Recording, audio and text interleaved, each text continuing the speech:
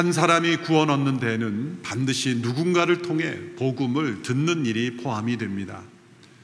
이미 잘 알고 있는 사람을 통해서도 복음이 전해지지만 전혀 알지 못했던 뜻밖의 사람을 통해서도 복음을 듣게 되는 경우도 있습니다. 성령님의 강력한 역사가 있을 때는 전혀 알지 못했던 누군가를 통해서도 복음을 듣고 예수님을 믿게 됩니다. 사도행전 8장에 나오는 만남이 바로 그러한 만남입니다. 사마리아에서 복음을 전하고 놀라운 부흥의 통로가 되고 있던 빌립을 성령님께서 광야 길로 인도하십니다. 사마리아에서 빌립이 복음을 전할 때 놀라운 표적들이 나타났습니다. 많은 사람들이 예수님을 믿게 되었습니다. 예루살렘에 있던 베드로와 요한도 함께 지원하면서 또 그들이 성령 받을 수 있도록 기도했습니다. 이렇게 놀라운 부흥의 역사가 일어나고 있는 그때 성령님께서 빌립을 예루살렘에서 가사로 내려가는 광야의 길로 가라 말씀하셨습니다. 26절에 나오는 말씀이죠. 주의 천사가 빌립에게 너는 예루살렘에서 가사로 내려가는 광야 길을 따라 남쪽으로 가거라. 빌립에게 주어진 이 지시는 이해하기 힘든 지시입니다. 왜냐하면 사마리아는 고대로부터 북왕국 이스라엘 때부터 많은 사람이 모이는 큰 도시였고 지금 빌립이 큰 부흥을 일으키는 통로가 되고 있습니다. 계속해서 이 사마리아에 있게 된다면 빌립을 통해 더 많은 영혼이 돌아오게 될 것을 예상할 수 있었습니다. 그런데 왜 갑자기 사람들이 거의 보이지 않는, 가끔 사람들이 지나갈 뿐인 이 광야의 길로 가라고 하신 것은 이해되지 않는 지시인 것처럼 보입니다. 그러나 빌립은 그곳에 가면 무슨 사람들이 있겠습니까? 라고 반문하지 않고 단순하게 순종했습니다. 만일 빌립에게 그곳에 가면 어떤 사람이 있을 것이고 어떤 일이 있을 것이고 어떤 사람을 만나고 어떤 일이 구체적으로 성령님께서 말씀해 주셨다면 순종하기가 쉬웠을 것입니다. 그러나 적어도 이 단계에서는 이해하기 힘든 하나님의 말씀이었을 텐데 빌립은 단순하게 순종했습니다. 그로 인해 일어난 놀라운 구원의 역사가 오늘 본문에 나타납니다. 이것을 통해 알 수 있는 것은 우리의 단순한 순종이 하나님의 섬세하신 섭리에 참여하게 된다는 것입니다. 현재 나에게 주어진 하나님의 말씀에 단순히 한 걸음 순종할 때 그 한 걸음의 순종과 연루되어 있는 하나님의 섬세한 섭리에 우리가 참여하고 그것을 체험하게 된다는 겁니다. 우리들이 순종하지 못하는 가장 큰 이유는 그 너머의 일을 우리는 다 알고 싶어 하는 겁니다. 이후에 일어날 일들을 하나님께서 다 알려주시면 순종하겠다는 태도가 있기 때문에 순종하지 못하는 거죠. 그래서 우리의 순종은 단순하지 못하고 언제나 복잡합니다. 복잡하기 때문에 불순종이 되는 것이죠. 그 복잡한 생각의 이면에는 이후에 일어날 일련의 일들을 좀 하나님 알려주시기를 바라는 마음이죠. 마치 지하철 노선표를 우리가 펼쳐놓고 다음 역이 무엇이고 그 다음 역이 무엇이고 종착역이 어딘지를 우리가 훤히 보고 지하철을 타는 것처럼 우리 인생의 미래가 어떻게 펼쳐질지를 다 알고 우리는 이 걸음을 걷기를 원하는 것입니다. 근데 하나님께서 그렇게 알려주시지 않습니다. 바로 이 다음 스텝에 순종할 때 그 다음 스텝을 하나님이 알려주십니다. 미래에 일어날 성공적이고 좋은 일들을 우리가 미리 알게 될 때 사실 우리는 교만하게 되기 쉽습니다. 또 어려운 일, 고난을 미리 알게 될 때 우리는 미리 좌절하고 두려워하기가 쉽습니다. 때로는 하나님이 미래의 일을 알려주시는 경우가 있는데 그것은 그 영혼이 준비되어 있을 때, 그것이 성공이든 실패이건 좋은 일이건 나에게 내가 원치 않는 일이건 그것을 알려주셔도 그것을 겸손하게 하나님의 뜻으로 믿고 담대하게 순종할 수 있는 믿음을 가진 사람들에게는 더 장거리의 미래를 알려주실 수 있어요. 보다 더 많은 사실을 알려주실 수 있습니다. 그러나 그것은 하나님의 뜻하신 대로 흔들리지 않고 그 믿음의 발걸음을 순종할 수 있는 사람에게만 주시는 은혜입니다. 그러한 믿음, 그러한 순종, 그러한 겸손이 없는 사람들에게는 하나님이 미래에 있을 많은 것들을 알려주시지 않습니다. 왜? 아는 것이 오히려 더 우리에게 어려운 일이 될 수 있기 때문에. 그래서 단 한 걸음, 그렇게 한 걸음 순종하도록 우리를 이끄시는 것이죠. 그리고 그 한 걸음의 단순한 순종을 통해 하나님은 매우 섬세한 섭리를 행하고 계시다는 것을 우리에게 보여줍니다. 빌립에게 사마리아에서 지금 부흥의 통로로 쓰임받고 있는 빌립에게 광야의 길로 내려가라 라고 말씀하신 이유, 구체적으로 많은 것을 말씀하지 않고 그 광야의 길로 갔을 때 하나님께서 그 다음의 스텝을 말씀하셨습니다. 왜 즉각적이고 단순한 순종을 해야 합니까? 하나님의 정확한 타이밍에 하나님께서 섭리하시는 그 통로가 되게 될 수 있어야 하기 때문입니다. 바로 그 시각에 만나야 할 사람이 있기 때문이죠. 우리가 이렇게 담대하게 순종할 때 하나님께서 택하신 사람을 구원하는 통로가 될 수 있는 것입니다. 빌립이 이렇게 광야 길로 내려가라는 말씀에 순종했을 때 하나님께서 택하고 구원하시기 원하시는 한 사람을 만나게 하셨습니다. 그 사람은 바로 에티오피아의 재정관리였습니다. 성경에 나오는 에티오피아는 사실 오늘날의 에티오피아는 아닙니다. 오늘날의 에티오피아는 당시에는 이 아비시니아라는 나라였다고 합니다. 아비시니아. 근데 성경의 에티오피아는 애굽과 이 아비시니아, 오늘날의 에티오피아 사이에 있는 나라였는데 구약에서는 구스라는 나라로 불리우죠. 함족이 살고 있던 오늘날의 아프리칸들입니다. 그래서 성경에 나오는 에티오피아는 정확하게 말하면 오늘날의 수단입니다. 수단. 그리고 에티오피아의 간다게라고 하는 것은 이름이 아니라 호칭입니다. 예를 들어 애굽의 바로라고 할 때 그 바로는 이 직함이죠. 로마의 시저, 그것도 직함이죠.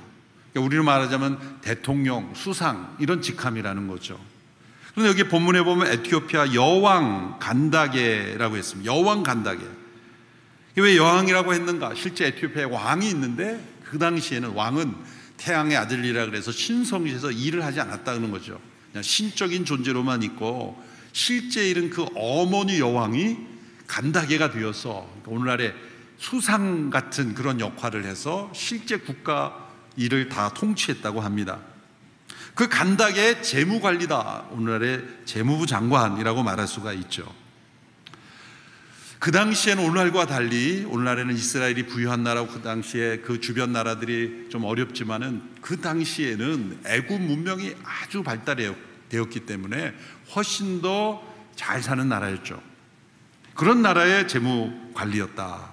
이 사람이 예루살렘에 예배드리러 갔다가 돌아오는 길이었습니다. 21절에 보면 예루살렘에 예배드리러 갔다. 이것은 절기를 지키러 갔다는 겁니다.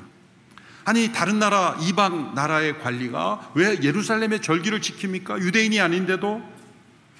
놀랍게도 구약 역사가 흘러오면서 이스라엘 민족을 통해 나타나신 놀라운 일들이 주변 사람들, 주변 나라 사람들에게 소문이 났죠. 하나님께서 아브라함과 그 후손들과 함께 하시는 역사가 객관적으로 냉철하게 살펴보면 뭔가 이 민족에는 있다. 특별히 율법을 지키려고 노력하는 그들과 함께 하시는 유일하신 하나님께 뭔가 있다. 라는 생각을 할 수밖에 없죠. 사실 예수 그리스도를 받아들이지 않고 배척하는 현재의 유대인들에게도 뭔가 교육이면 교육, 무엇인가 보면 그 뭔가 있는 게 있지 않습니까?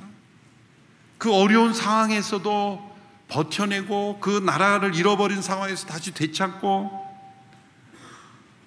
그런 것처럼 그 당시에도 이방 민족들이 이 민족을 보면서 무엇인가 있다. 그게 뭐냐라고 할 때 유일하신 하나님을 믿는 것이다. 그것을 자발적으로 받아들이고 참여하는 이들이 있었다는 거죠. 그러한 사람들을 가리켜 하나님을 경외하는 사람들이다. God fearer 이렇게 이름을 붙였습니다. 그중 가운데 실제로 유대율법을 지키며 할례까지 받으며 유대교로 완전히 개종한 사람들도 일부 있었다고 합니다. 그는 그 정도는 아니지만 이방 나라의 관리였지만 예루살렘의 절기를 지키러 오는 열심히 있는 사람들이었습니다.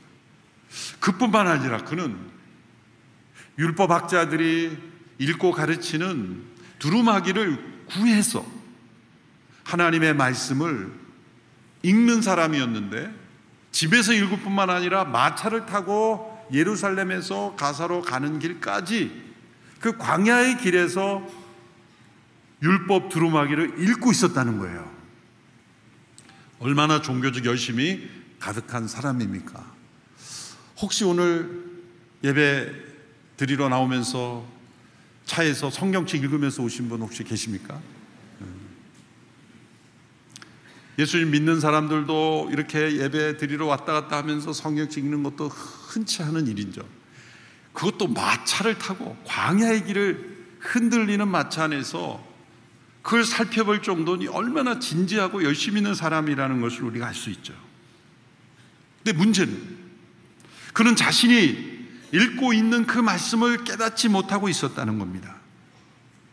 종교적 열심은 있었지만 뭔가 이스라엘 민족과 그 민족을 섬기는 그 하나님을 보면서 하나님을 만나고 싶은 마음이 있었지만, 그래서 율법 책도 읽었지만, 구약의 말씀을 읽었지만, 그는 아직 살아계신 하나님을 인격적으로 만나지 못한 영혼이었습니다.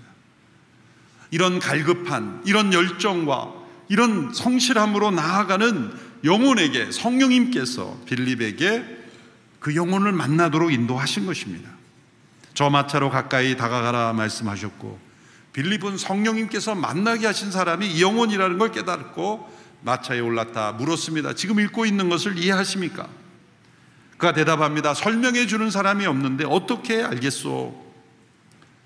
그는 빌립이 마차에 타도록 요청하였고, 빌립이 그 말씀을 통해서 예수님을 전하는 일이 일어났습니다. 그가 읽고 있었던 말씀은 이사야 53장 7절에서 8절의 말씀, 오늘 본문 8장 32, 33절에 나오죠. 그는 도살장으로 향하는 양처럼 끌려갔고 털 깎는 사람 앞에서 잠잠한 어린 양처럼 그의 입을 열지 않았다. 그는 굴욕을 당하며 공정한 재판도 받지 못해 이 땅에서 그의 생명을 빼앗겼으니 누가 이 세대의 악함을 말로 다 표현할 수 있겠는가? 너무나 분명하게 예수님이 불법적으로 고난당하고 재판당하고 그리고 모욕을 당하고 십자가에 못 박혀 죽으시는 하나님의 어린 양으로서 우리의 죄를 대속하시기에 오신 분임을 명확하게 말씀하고 있음에도 불구하고 이 에티오피아 관리는 이 말씀이 누구를 가리키는지 알지 못했다는 거죠. 성경이 하나님의 말씀으로 기록된 영감된 책인데 그 말씀이 누구를 가리키는 것인지 그것은 하나님의 영이 아니고는 깨달을 수 없습니다. 성경을 지식적으로, 학문적으로, 역사적으로 아무리 연구하려고 해도 하나님의 영이 그 눈을 열어주시지 않으면 이 말씀의 뜻을 깨닫지 못합니다. 영국의 노예 폐지 운동을 일으켰던 윌리엄 윌버포스라는 분이 자신의 친구, 그 당시 영국 수상이었던 윌리엄 피트라는 분을 전도하러 교회에 초대했습니다. 그 교회는 당시 유명한 설교자 로버트 세실이라는 분이 설교하던 교회였습니다. 윌리엄 윌버포스는 이제 이 세실 목사님의 귀한 설교를 듣고 자신이 변화된 것처럼 이 수상도 변화되기를 기대했습니다. 그 주일 설교도 은혜로운 말씀이었습니다. 예배가 끝나고 친구인 수상에게 물었습니다. 그랬더니 그 윌리엄 피트라는 사람이 대답은 이런 것이었습니다. 나는 한마디도 못 알아듣겠어. 무슨 말인지를 모르겠다라는 거죠. 지적으로 성숙한 사람도 하나님의 말씀을 깨닫지 못하는 것, 이건 왜 이럴까요? 이것은 하나님의 영이 역사하지 않으면, 하나님의 말씀 곧 예수 그리스도를 믿고 깨닫는 일이 일어나지 않는다는 거죠. 이렇게 열심히 있는 이방 나라의 관리가 마차를 지나면서도 이사야 53장을 읽고 있었음에도 불구하고 그 말씀이 누구를 가리키는지, 어떤 의미가 있는지를 깨닫지 못한 것처럼, 하나님의 성령의 역사가 아니고는 우리가 예수님을 믿을 수 없다는 거죠. 반대로 말해서 성령의 역사로 예수 그리스도를 믿는 사람들은 이러한 사람들을 빌립처럼 깨우쳐 줄 수 있다는 겁니다.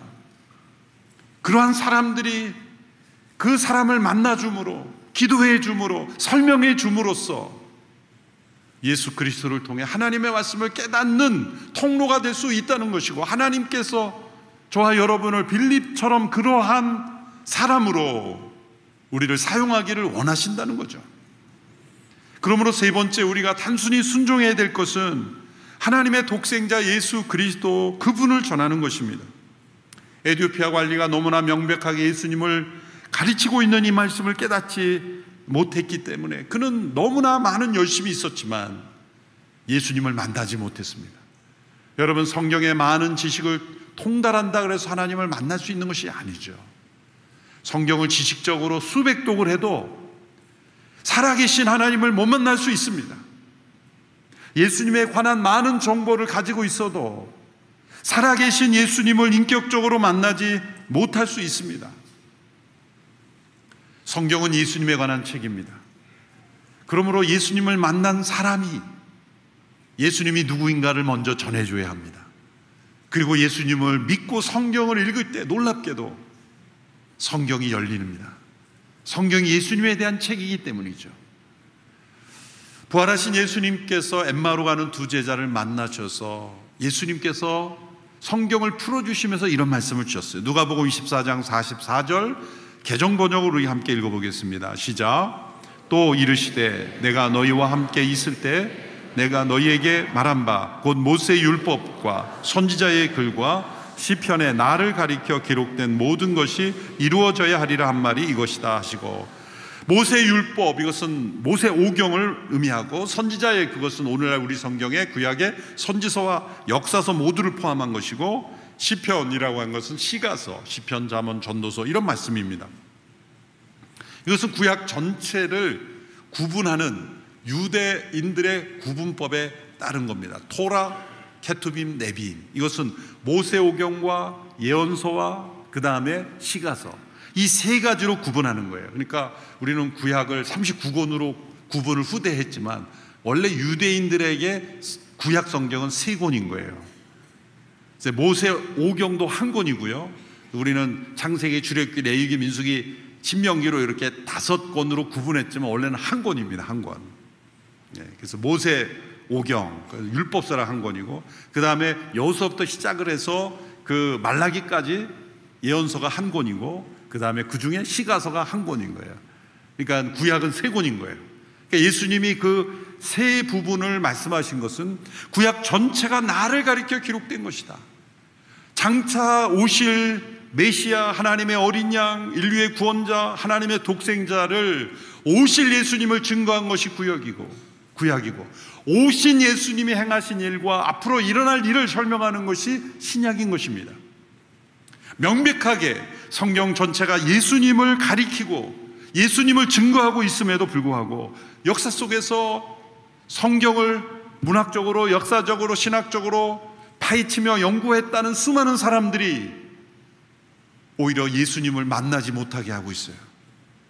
어떤 사람들은 이성과 과학의 렌즈로 성경을 보면서 성경이 영감된 하나님의 말씀임을 부정하면서,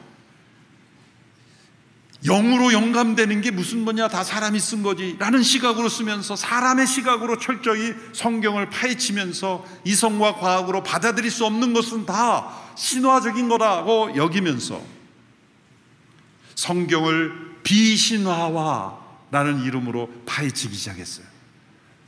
그 결과 우리가 믿고 받아들일 수 있는 그런 예수님만 찾자라고 생각하기 시작했습니다. 그래서 이름을 붙였어요. 이름은 너무나 멋져요. 역사적 예수, 히스토리컬 지저스. 역사적 예수. 그럼 얼마나 예수님이 사실이다라고 받아들이게 합니까? 천만에요. 역사적 예수라는 이름으로 타이틀을 쓰인 모든 책을 읽어보면 결국은 예수님을 그냥 한 인간으로 받아들이게 돼요.